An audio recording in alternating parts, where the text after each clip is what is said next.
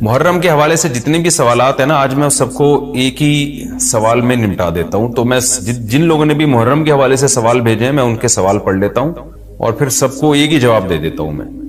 تو پہلا سوال ہے جی، محرم میں کالے کپڑے پہننا. یہ محمود صاحب نے انڈیا سے پوچھا ہے کہ محرم کے مہینے میں بلیک کپڑے پہننا کیسا ہے. اچھا، ایک اور سوال محرم کے حوالے سے پوچھا ہے جی، محرم میں نکاح کرنا کیسا ہے. یہ سوال پوچھا ہے جی ظہور احمد نے کشمیر سے کہ اگر شادی محرم یا سفر کے مہینے میں کی جائے کیسا ہے. کچھ لوگ کہتے ہیں کہ ٹھیک نہیں ہے. اچھا بھائی آگے چلتے ہیں ہم. 10 محرم کو کون کون سے نبی کو نجات ملی. یہ سوال پوچھا ہے جی ام محمد نے.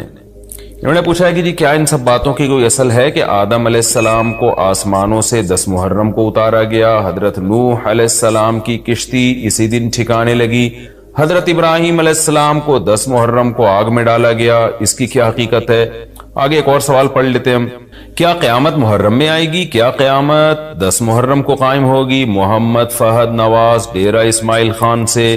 اچھا جی آگے پوچھتے ہیں جی عاشورہ کے روزے کی فضیلت. یوم عاشورہ کے روزے کا کیا حکم ہے؟ محمد اقبال جموں کشمیر سے.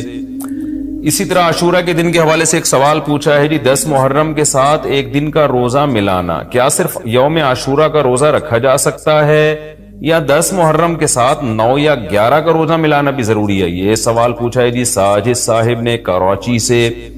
عاشورہ میں قضا روزے کی نیت کرنا، کیا کسی کے قرض روزے رہتے ہوں اور وہ عاشورہ کے دن میں قضا روزے کی نیت بھی کر لے تو وہ قضا روزہ ہو جائے گا یا نہیں؟ یہ محمد اسماعیل نے راول پنڈی سے پوچھا ہے جی محرم کے دنوں میں روزے رکھنا، یعنی محرم کے عام دنوں میں روزے رکھنا.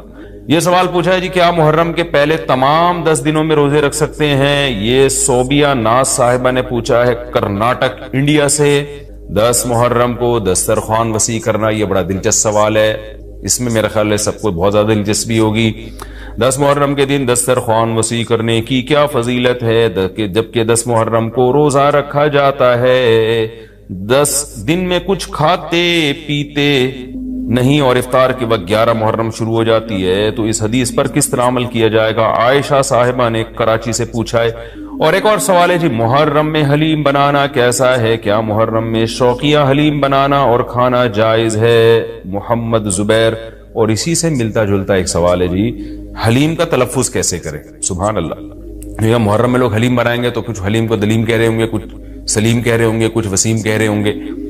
تو اس سے پھر سلیم اور وسیم کو تو غصہ آئے گا کہ یار ہمارا نام حلیم کو کیوں دے رہے ہو. تو یہ بھی سوال پوچھا ہے جی حلیم کو حلیم بولنا چاہیے یا دلیم بولنا چاہیے؟ اس بارے میں وضاحت فرما دیں. محمد طاہا. یہ سارے محرم اور محرم سے ملتے جلتے سوال تھے آج کے سیشن میں، تو میں نے کہا ایک ہی دفعہ میں سارے سوالات میں پڑھ لوں، پھر ایک ہی دفعہ میں ان سب کے جوابات ہو جائیں تو اچھا ہے.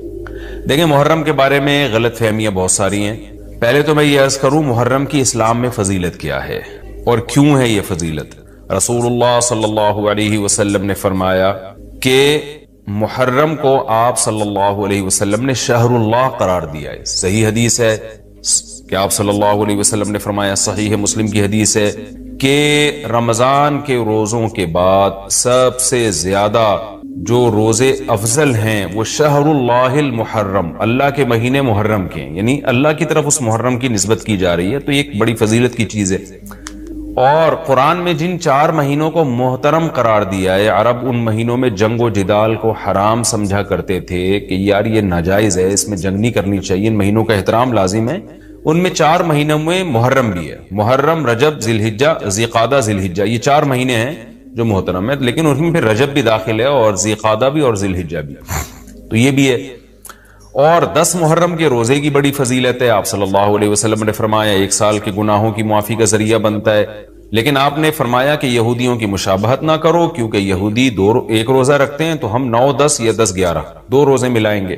تو یہ محرم کی فضیلت ہے. اور یہ کیوں ہے اس کی ہمیں وجہ معلوم نہیں ہے. جیسے کسی نے ابھی بھائی نے سوال پوچھا نا ایک کہ اس میں کوئی واقعات ہوئے تھے، تو پہلے میں بتا دوں 10 محرم میں جب نبی صلی اللہ علیہ وسلم نے محرم کے مہینے کی یہ فضیلت بیان کی تو اس کو کسی واقعے کی بیس پہ بیان نہیں کی ہے.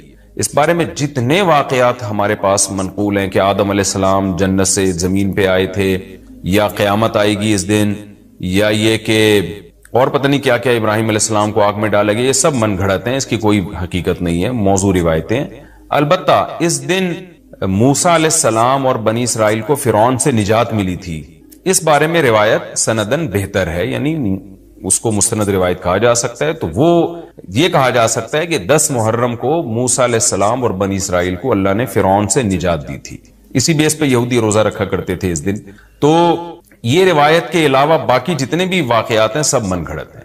باقی حضرت حسین رضی اللہ تعالی عنہ کو جو کربلا میں شہادت ملی ہے، وہ تو 10 محرم، وہ تو فضیلت تو اسلام میں پہلے سے تھی، تو حضرت حسین رضی اللہ تعالیٰ عنہ کا واقعہ تو بعد میں ہوا ہے، تو اس سے حضرت حسین کی شہادت کو اور فضیلت مل گئی کہ آپ کو ایک مقدس دن میں اللہ تعالیٰ نے شہادت عطا فرمائی ہے۔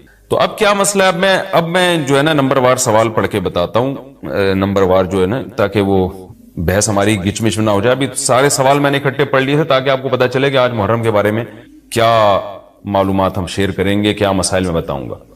محرم میں کالے کپڑے پہننا، یہاں سے ہمارے سوالات شروع ہوئے تھے۔ محمود صاحب نے انڈیا سے پوچھا تھا، دیکھیں کالے کپڑے کسی بھی وقت پہنے جا سکتے ہیں، کالے کپڑے پہننے کے ناجائز ہونے کی ہمارے پاس کوئی دلیل نہیں ہے۔ سفید کو پسند کیا گیا ہے، نبی صلی اللہ علیہ وسلم نے فرمایا سب سے زیادہ پسندیدہ لباس وہ سفید ہے۔ کفنوا فیہا موتاکم، اپنے مردوں کو بھی اسی میں دفن کیا کرو، اس لیے سفید لباس کو آپ صلی اللہ علیہ وسلم نے افضل قرار دیا، اس میں پاکیزگی زیادہ ہے۔ باقی نبی صلی اللہ علیہ وسلم نے مختلف رنگوں کے کپڑے پہنے، اس کی علماء وجہ یہ بیان کرتے ہیں کہ اس زمانے میں غربت تھی، آپ نے سفید لباس کو پسند تو کیا لیکن نبی کے لیے ہر وقت سفید لباس کا انتظام کرنا آسان نہیں تھا، غربت تھی، لباس پہن لینا ہی بڑی بات ہوتی تھی کہ لباس مل جائے کسی کو۔ کتنے واقعات ہیں کہ ازار ہے تو قمیض نہیں ہے، قمیض بڑی مشکل سے کسی کو ملتی تھی، کچھ چادر نہیں ہے اوپر پہننے کی، اتنی غربت کا عالم تھا۔ تو اس میں آپ صلی اللہ علیہ وسلم یہ تکلف کرتے کہ ہر قیمت پہ میرے لیے سفید لباس لے کر آؤ، تو یہ آپ صلی اللہ علیہ وسلم کے مزاج میں جو سادگی تھی یہ اس کے خلاف تھا۔ تو آپ نے دنیا میں تکلف نہیں کیا، جو جیسا لباس ملا پہن لیا، پسند سفید کو کیا۔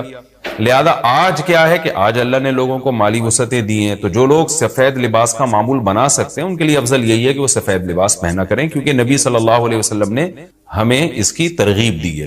خود کیوں نہیں پہنا، اس میں تکلف تھا، یعنی پراپر انتظام کرنا مشکل تھا، تو جو آیا پہن لیا آپ صلی اللہ علیہ وسلم نے، کیونکہ ایک چیز مشکل ہے اس میں اتنا تکلف کرنا، یہ خود بھی تو نبی کے مزاج کے خلاف ہے۔ تو اس لیے ہم کہتے ہیں کہ بھئی جو ملے پہن لو، لیکن اگر لوگ آج کل تو لباسوں میں تکلف ایسے ہی بہت ہو رہا ہے، تو آپ نے جب سلوانے ہی ہیں، خریدنے ہی ہیں، تو سفید کو ترجیح دیں آپ، اس میں پاکیزگی زیادہ ہے، اس میں طہارت زیادہ ہے۔ آپ سفید لباس کے عادی ہو گئے، آپ سے کلر والا لباس پہنا نہیں جائے گا۔ میں نے تو 15-20 سال میں نے سفید لباس پہنا ہے، تو مجھے پتا ہے کہ پھر کلر والا لباس نہیں پہنا جاتا، سفید میں پاکیزگی اتنی ہے۔ اب میں پہنتا ہوں کلر والا لباس، وہ وجہ اس کی ہے کہ بعض دفعہ گھر والوں کا اصرار ہوتا ہے، بعض دفعہ کیمرے کی ریکوائرمنٹ ہوتی ہے، وہ کیمرہ سفید لباس کو کیچ نہیں کر پا رہا ہوتا، وہ کیمرہ مین کہہ رہا ہوتا ہے بھائی کوئی اور کلر، کوئی اور کپڑے پہن کے وغیرہ وغیرہ۔ تو خیر میرا عمل تو کوئی حجت نہیں ہے، لیکن افضل یہی ہے کہ سفید لباس کو ترجیح دی جائے، پہنا جائے۔